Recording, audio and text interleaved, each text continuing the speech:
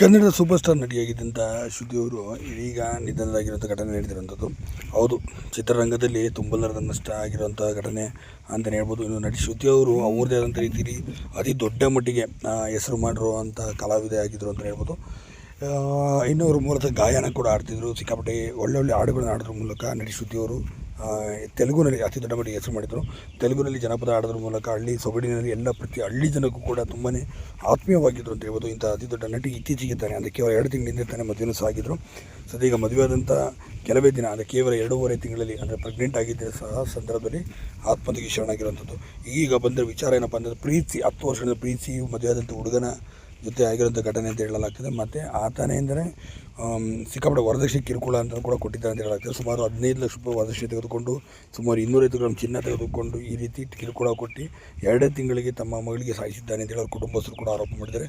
ಏನು ಹೇಳಿ, ಪ್ರಖ್ಯಾತ ಗಾಯಕಿಯಾಗಿದ್ದಂಥ ಚಿಕ್ಕ ವಯಸ್ಸಿನ ಹೆಸರು ಮಾಡಿದಂಥ ನಟಿ